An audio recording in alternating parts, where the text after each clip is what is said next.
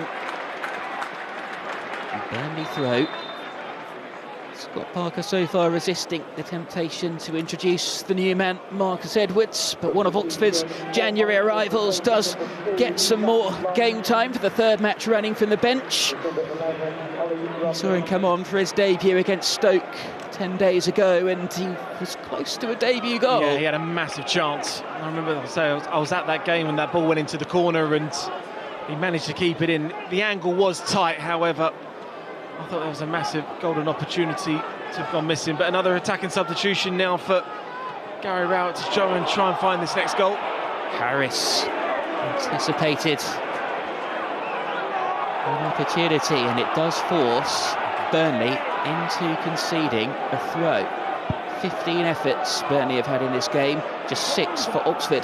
Tellingly though, not a single one so far on target for the visitors. 7 for Burnley. Yet, it is just the solitary goal that separates the two sides.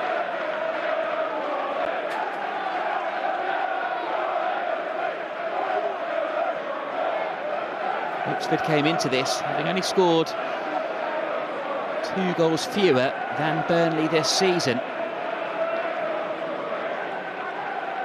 Defensively though, the only other side in the last century to have conceded so few after so many games were Chelsea under Jose Mourinho. Scott Parker was part of that Chelsea squad. Phillips. And the West Brom man doesn't quite have the pace to get around Humphreys. Foster carries the ball over halfway, surely too early to go for the corner flag, but there aren't too many players getting into the box. And again, he has to rely on the right foot to get the cross in, and Oxford defender gets in the way of it.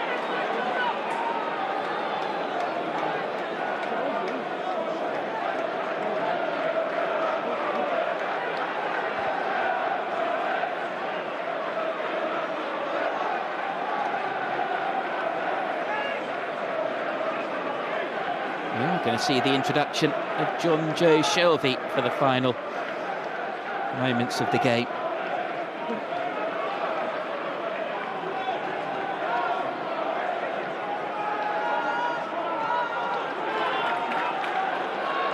Coming.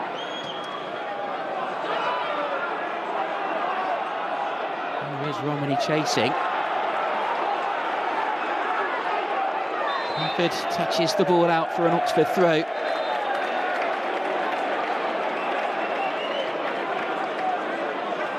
John Joe Shelvey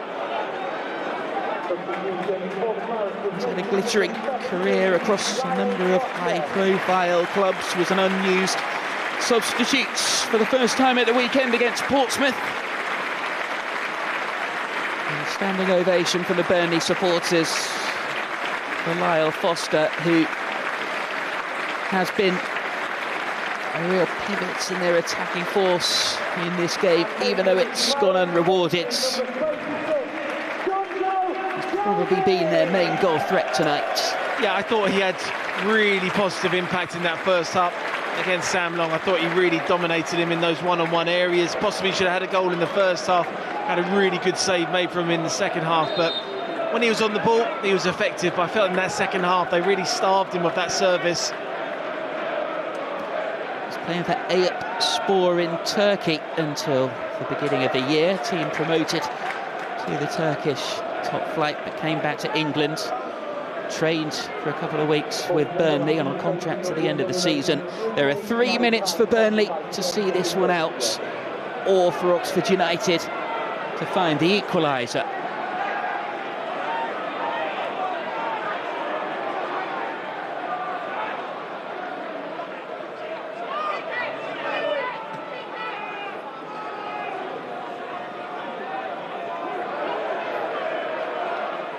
Here is Shelvey.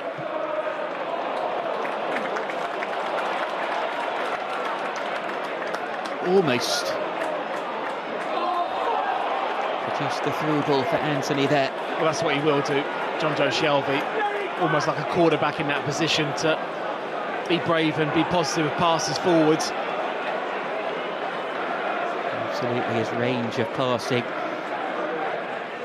important part of his game.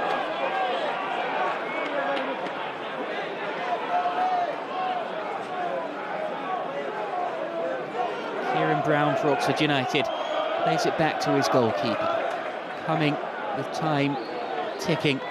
There's a long ball downfield. 3 Oxford United players go in for the ball. El Mazouni finds Brannigan. Brannigan so often a player to produce for Oxford United, but his shot is charged down this time.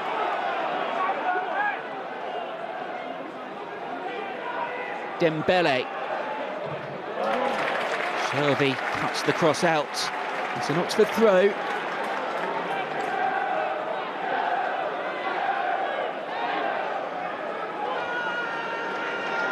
From having a throw-in level with the edge of the opposition penalty area, it's all the way back with the Oxford goalkeeper.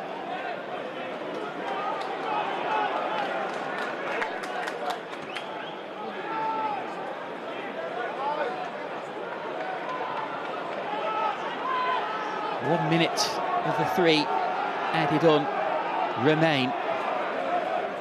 It's an own goal from that man, Helic, that separates the two sides at the moment. It's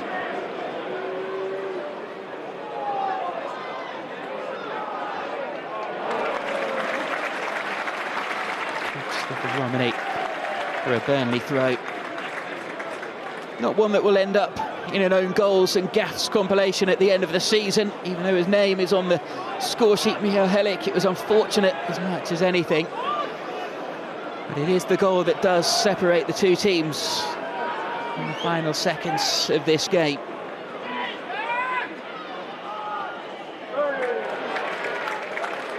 And it's Helic's header that puts it out for a Burnley throw.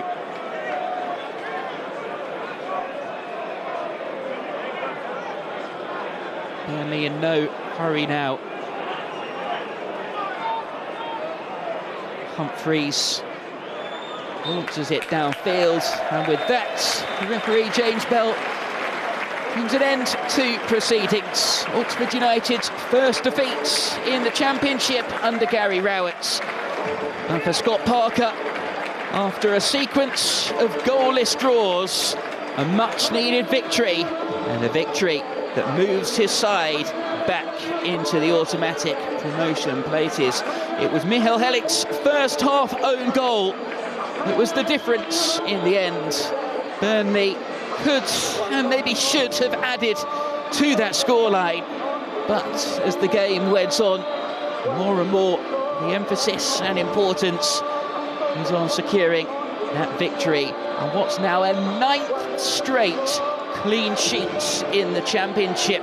James Trafford and his Burnley defenders on an quite incredible run of form. It may not be the perfect performance, but it's a platform to take into the FA Cup this weekend against Southampton.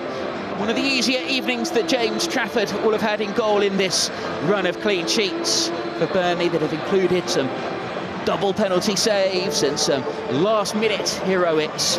But nevertheless, in the end, Burnley worthy of the victory.